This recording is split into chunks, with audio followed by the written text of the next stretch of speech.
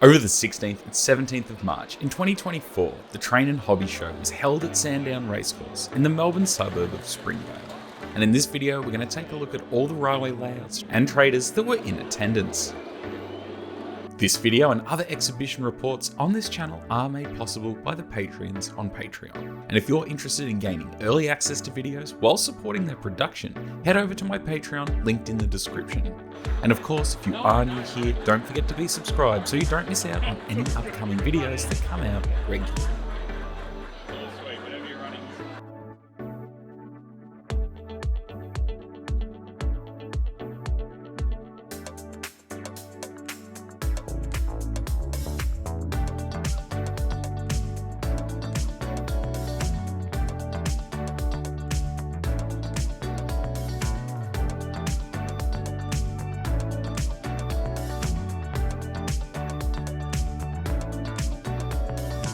We'll start with the large HO scale layout, Tybook. This layout is a step back to the past, showing what life was like on the Victorian railways.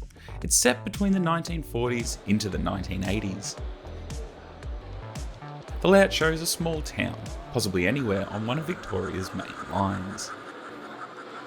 The town has all the usual buildings and large railway yards, including a roundhouse with a turntable. Because of this layout's large footprint, they can run quite lengthy trains, and it was great to see the tooled sample for the upcoming Decision Overland set running around the layout.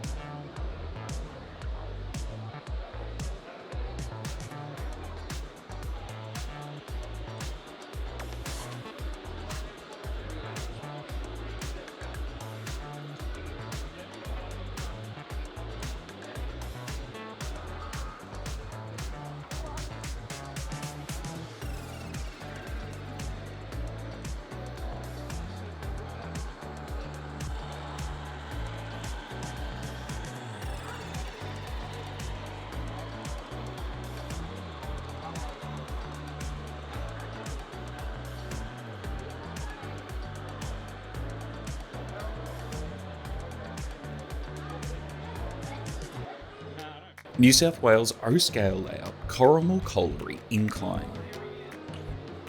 This model displays the 2-foot gauge of the self-acting continuous rope incline and mine tramway used at the Corrimal Colliery near Wollongong from 1906 to 1955.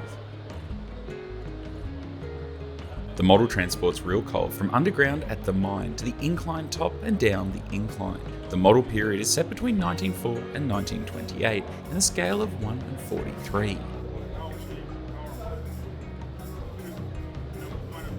This is one of my favourite layouts on the exhibition scene and is one of true beauty and a remarkable work of art.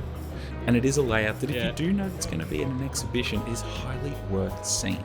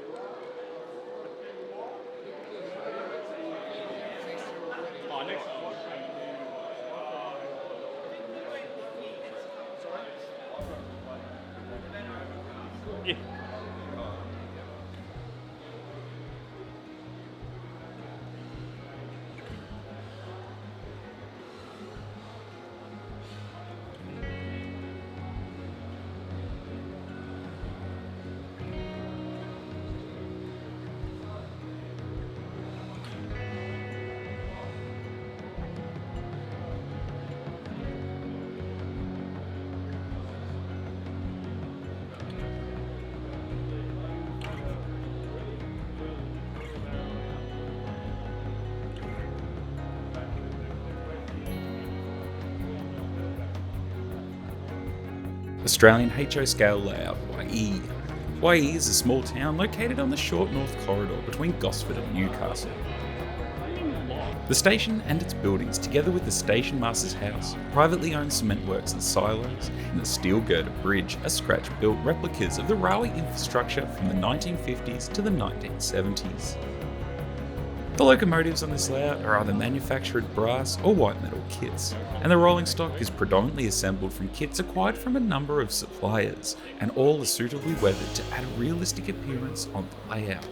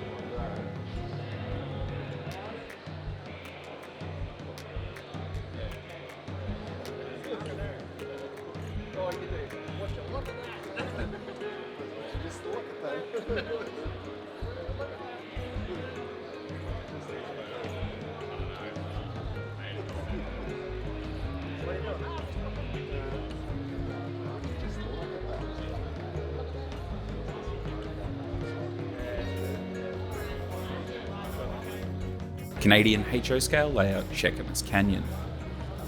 Chamus Canyon is located near milepost 56 of the British Columbia Railway, the Squamish division near Garibaldi. The 4 bridges are replicas of the actual location. They're kit-bashed with scratch-built components. The scenery has been built using plaster castings on a foam base. Trains featured on this layout cover from the 1970s through to the 2000s. This is a layout that is always seeing changes and improvements, and this year we saw a new module on the end.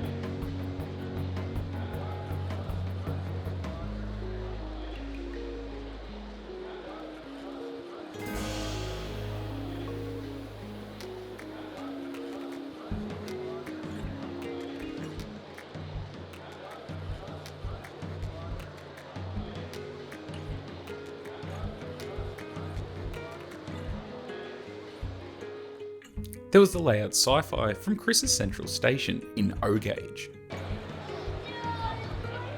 Chris specialises in 3 rail O-Gauge trains, mainly from the 1920s through to the 1950s, and in particular French O-Gauge trains from that period. Chris has combined his love of science fiction and railways with this layout with an overhead tube train which is running a French locomotive. Always an interesting layout to see, as Chris does change this layout every time it comes out.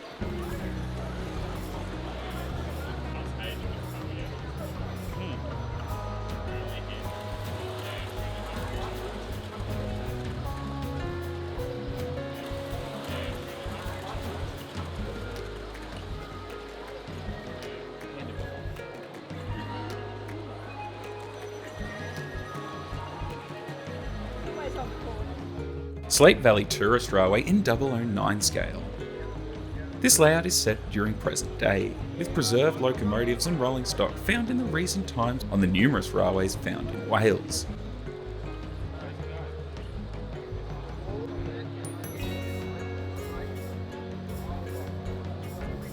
The Slate Valley Tourist Railway layout was constructed to show what is possible in a small layout incorporating historic structures in the natural landscape of Wales, and frankly it's one of my favourite layouts on the exhibition circuit.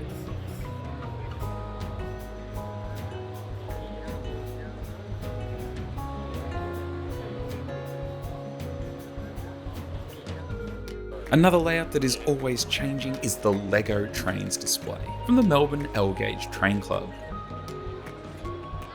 This team of dedicated LEGO and train fans are committed to designing, building and presenting some of the latest and most amazing LEGO layouts in the Southern Hemisphere. Each of their members spends countless hours creating contributions to the layout, including, but not limited to, buildings, bridges, landmarks, dioramas and of course brick-built trains, including the local Velocity train. When they put it all together, they create innovative and detailed layouts, which are always a crowd favourite at any exhibition that they attend.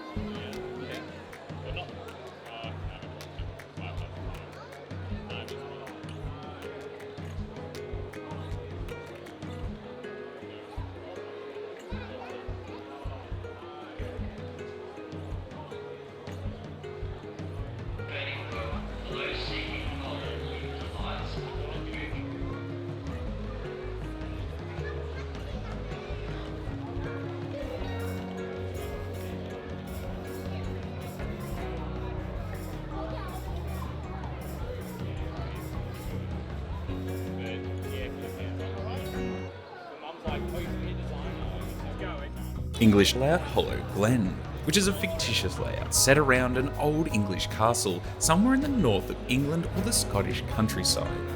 It features a small town, Lake, which is overlooked by the castle. The trains take you on an imaginary journey through tunnels and over and under bridges as they sweep around the layout, crossing over and under trains as they go.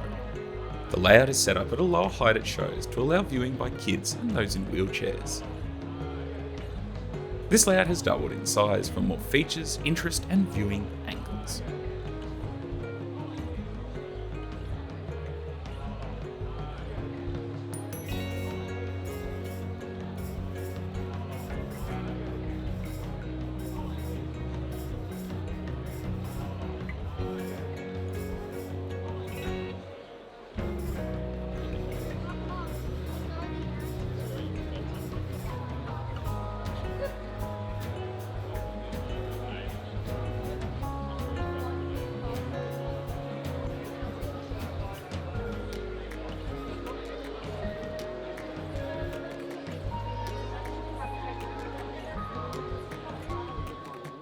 Unfortunately, a layout I don't have any notes on was this black and white World War II European themed layout in HO scale. Now it has been on the exhibition scene for quite some time and does come out every now and again. It is, well, a very different take on a model railway, being that it is almost all in black and white, as I guess you would have seen in newsreels and films of the era. 2 o'clock on the day, we drive all the way home. And we get home about 2, 3 in the morning. Although there are some funny little quirks and even an iconic Thomas locomotive that is, well, slightly reimagined.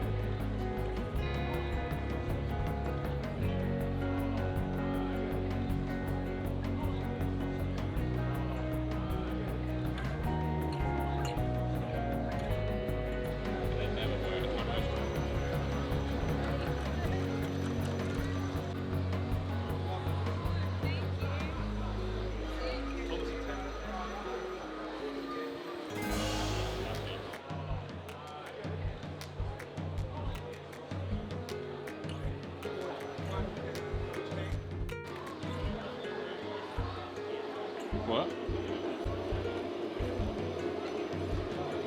0-30 scale layout, Kinmont and Winch number 3.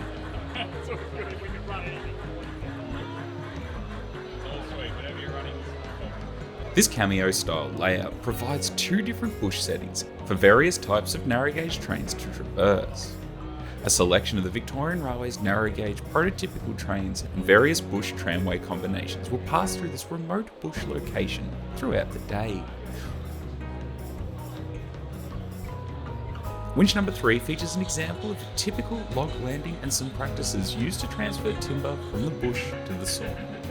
This layout is always a great one to see and is a fantastic example of what you can achieve in O scale. Lots of detail, fantastic features.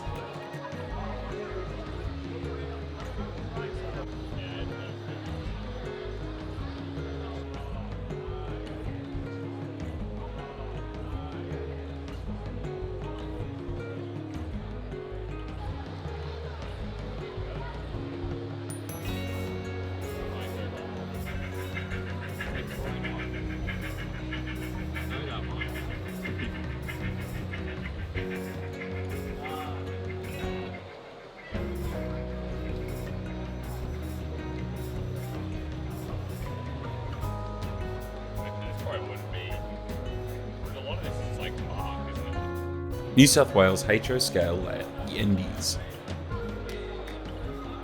This layout depicts a section of suburban mainline somewhere in the leafy outskirts of Sydney.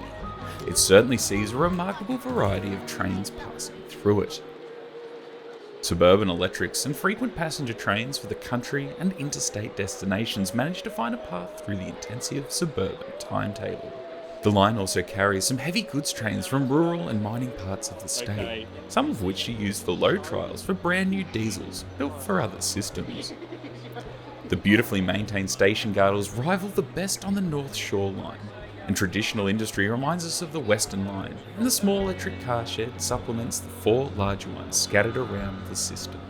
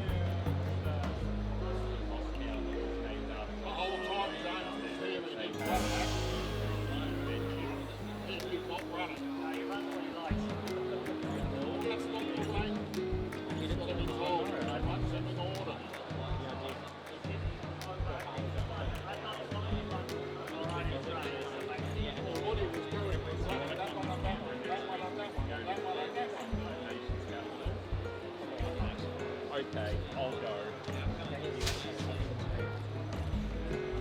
2 metres that line. So It's New South Wales signal. so it means you can go extra. Yeah.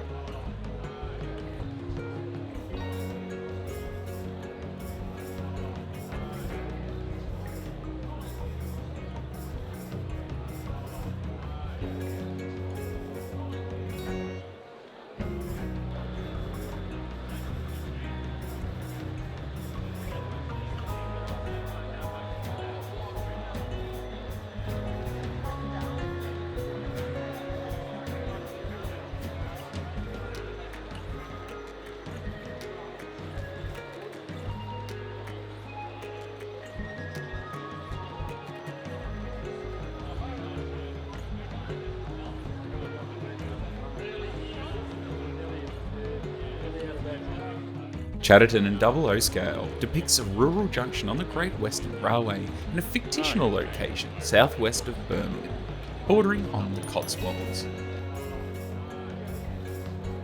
The layout is set from the 1940s to the 1950s, transitioning from GW1 and LMS joint running powers to British Rail Western Region, following the nationalisation of Britain's Big Four railway companies on the 1st of January 1948. Principal traffic is mining and coal traffic from South Wales to the Midlands, with local freight, mainly dairy and livestock, and local, regional secondary passenger services. The line is also a diversionary route for passenger services to and from the South of Wales, with the additional summer holiday traffic and football specials. And occasionally, locomotives and rolling stock from other Big Four companies and BR regions do make an appearance.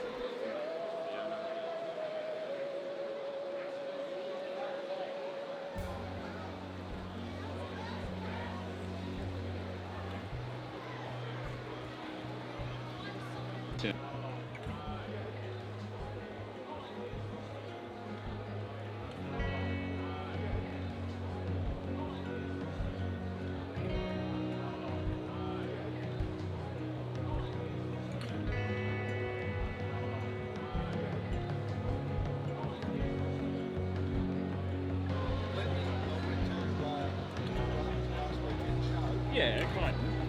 Yeah.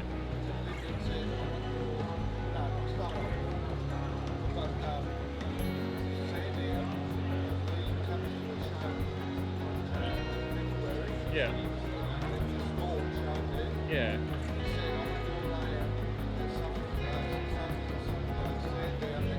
Yeah. Beauty.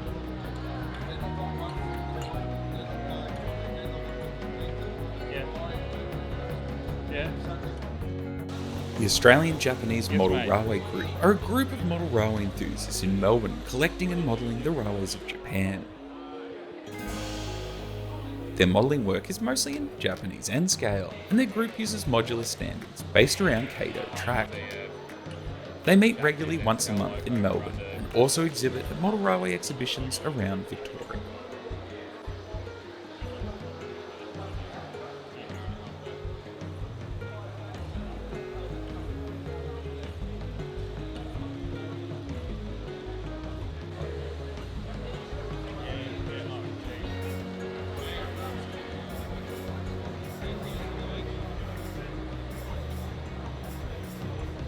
Yeah, that's the go.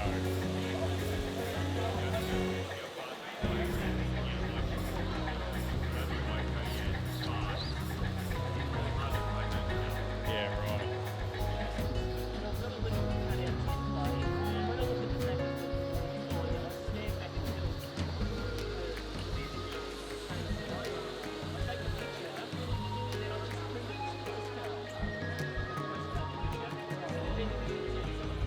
Port Franklin in 0-30 scale.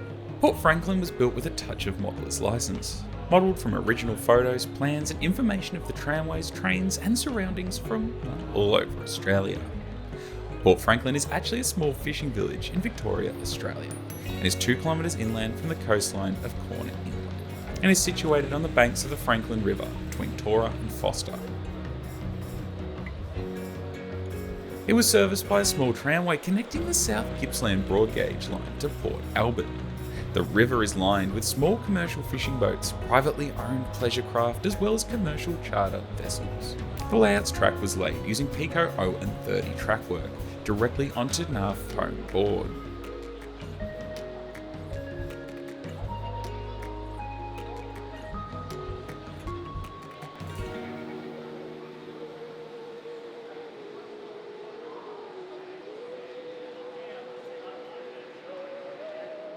Ffarquhar Station sits at the terminus of the Ffarquhar branch, and one of the many lines on the North Western Railway on the island of Sodor.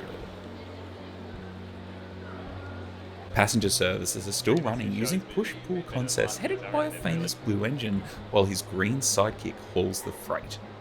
As you've guessed, this is Thomas's branch line and is modelled after the Reverend Audrey's exhibition layout.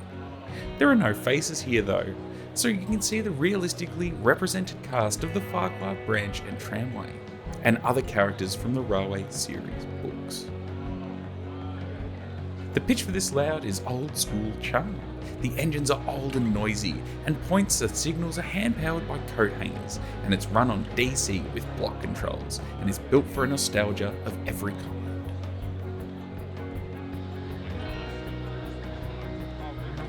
Oh my god, it's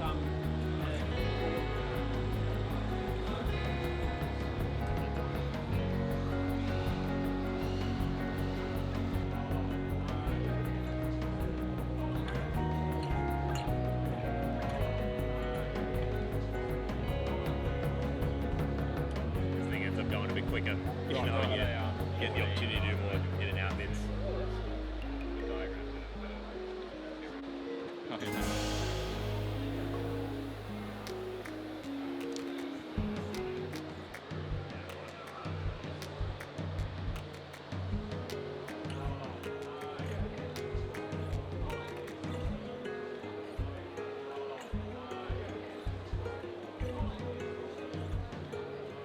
As well as all of those layouts, there were several smaller layouts in attendance. There was also a handful of traders and manufacturers, and they were Escision Models, SDS Models, Orient Express, Train World, Get the Met, Euro Hobby Trains, Modeller's Warehouse, and Eureka Models. Now this was also a hobby show, and there were displays of Lego, computers, arts and crafts, tanks, boats, trading cards, drones, and many other things. Now I do feel that if I did miss anything, it's because there was no exhibition guide for this show, which I did find a touch odd, as it is usually the standard. Anyway, if you are keen to find out more about this exhibition, you can follow the Train and Hobby Show on social media, which I'll have linked in the description below. Or you can keep up to date with everything model railways in Australia with my monthly model railway news on this channel. Anyway, thank you all so much for watching, and if you do have any feedback, of course, leave it in the comments below. And we'll see you all again soon. Hooroo!